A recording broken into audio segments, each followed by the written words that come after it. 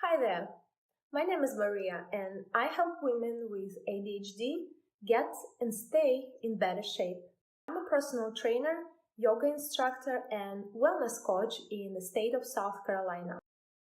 I myself was diagnosed with inattentive ADHD in October 2018, shortly after I've turned 30 years old. Of course, I felt that there was something different about me all along. But back in the day, in a small town in Russia where I grew up, there was no such thing as attention deficit disorder. I was just an introverted girl who always loses things, daydreams, does everything in the last moment, and runs late.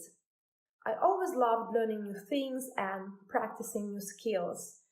And generally, I can describe myself as a positive, curious, creative, and optimistic person.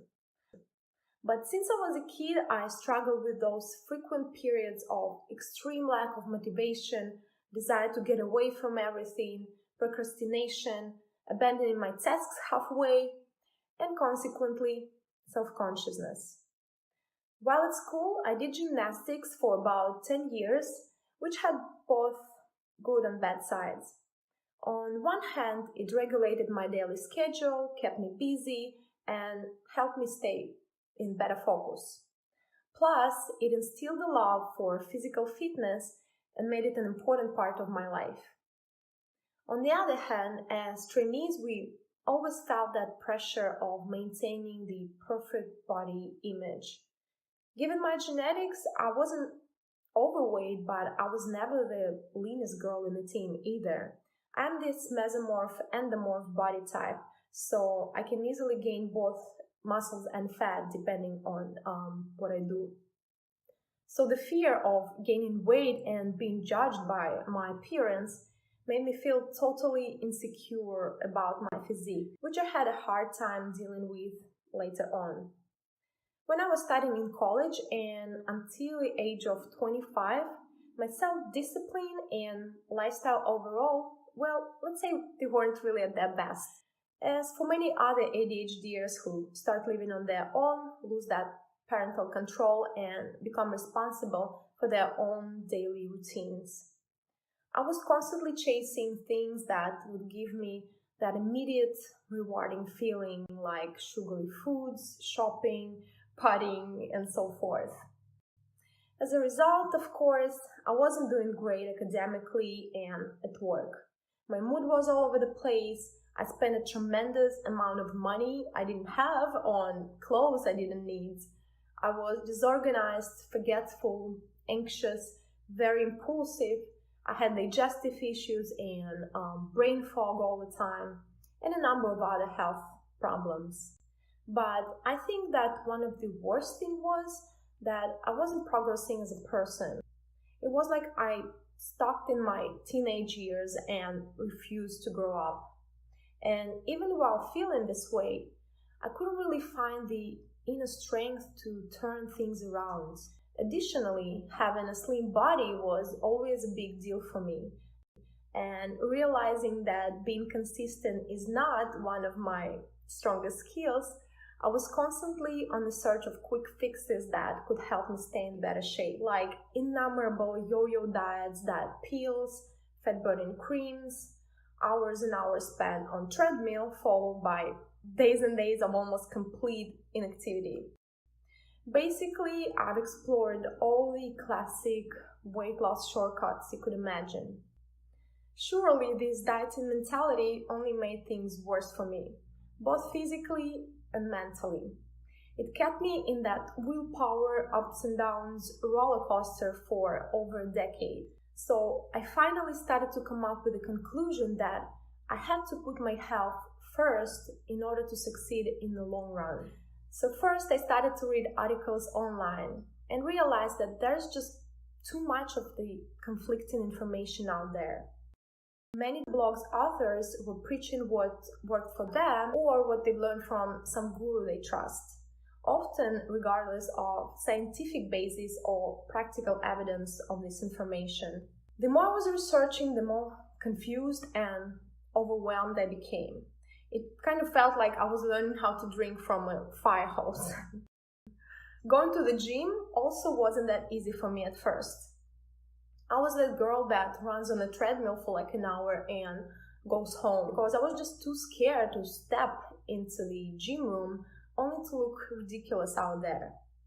At some point, I realized that running wasn't really giving me the results I wanted, which was understandable because I didn't have enough muscles on board, so it only made me flabbier and further slowed down my metabolism.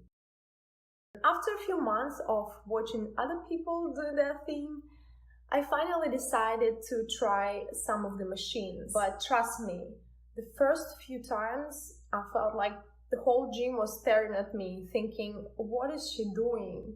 Of course, that wasn't the case, but in my head, there was a real battle between the rational part of my brain convincing me to just give it a shot, and the mammalian brain that was begging me to stop embarrassing myself and go back on that treadmill, or better go home and never come back. Long story short, I haven't listened to neither one of them, and instead found that middle ground and started going to the classes, which also wasn't the ideal type of training for me, but at least it helped me build my self-confidence, so one day I could go back to the gym room thinking that I finally knew what I was doing. After a couple of years, I decided to take my fitness and well-being into my own hands and began a journey of self-exploration, extensive study, and getting certified as a personal trainer, then later as a hatha yoga instructor, and more recently as wellness coach.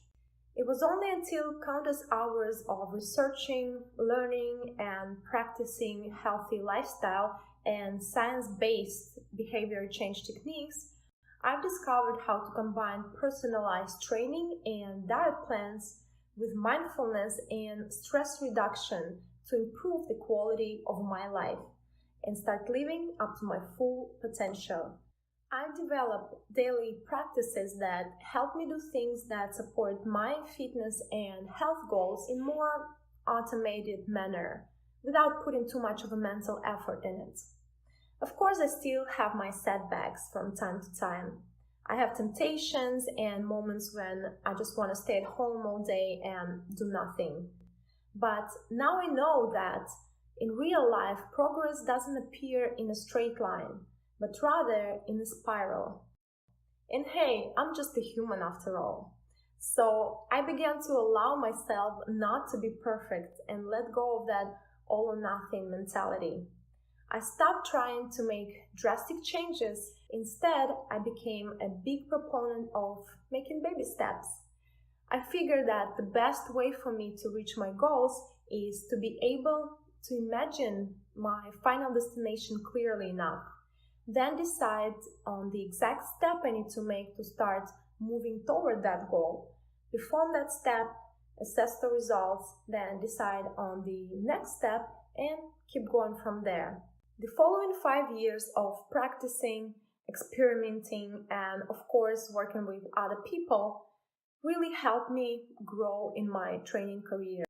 As a fitness professional, I use a coaching approach when tailoring the exercise protocol for each client. After working with many different women, I've learned how to keep them motivated and accountable by making workouts challenging, safe, goal-oriented, and at the same time fun and inspirational. I always make sure it fits her desired outcomes, fitness level, and personality type. But going back to that day when I discovered the root cause of my personality traits, I just want to say that being diagnosed with ADHD actually felt like quite a relief. It opened my eyes on why I was doing the things the way I did and why I had certain struggles in my life. Then, of course, I started digging into that rabbit hole of understanding the ADHD brain from the scientific perspective. While becoming more and more knowledgeable about ADHD, genetics, and the effects of lifestyle on the symptoms, I started having that strong desire to help others with similar problems to improve their body compositions and overall start living happier, healthier, and more fulfilled lives. I believe that on one hand, it's important to accept and honor our nature. On the other hand, we shouldn't use it as an excuse either. The way we tend to act does have a biological basis, but in most of the cases, it's a combination with learned traits and habits can be changed. Surprisingly, it doesn't have much to do with willpower. It's about understanding your own unique brain wiring to improve your executive function, setting the right goals, planning the direct actions, and keeping yourself accountable. Programs that focus exclusively on how to exercise and what not to eat, but don't take into account the way our brains work, are doomed to be unsustainable and thus ineffective. The problem is, most of the health and fitness professionals provide you with that practical plan that's supposed to bring you to your desired outcomes, but without understanding the neurobiological basis of your behavior. So when you happen to fall off the wagon, they might just think that you are lazy and don't want it badly enough. Trust me, I know the feeling.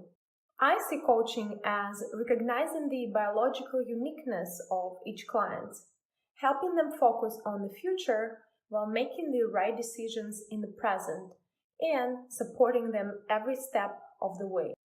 Not just writing the program and expecting them to do exactly what I've suggested.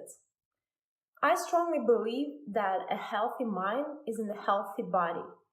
If you're struggling with a lack of willpower and staying on track, don't know where to start and feel insecure, feel frustrated about being unable to change bad habits like you keep banging your head against the wall, think that you work so hard but hardly see any results, realize that your previous success formulas don't work any longer, or you might have some strong negative beliefs about yourself like I used to have, such as I'm not really good at anything or I don't have what it takes to succeed. In either case, you are in the right place. This blog is designed for wonderful women with slightly wandering minds, getting the best shape of their lives, and keep it that way. So, if you find it interesting and helpful, make sure you stay tuned and subscribe to my weekly newsletter. You can also find me on Instagram as Want a Fit Body. Take care now. See you soon.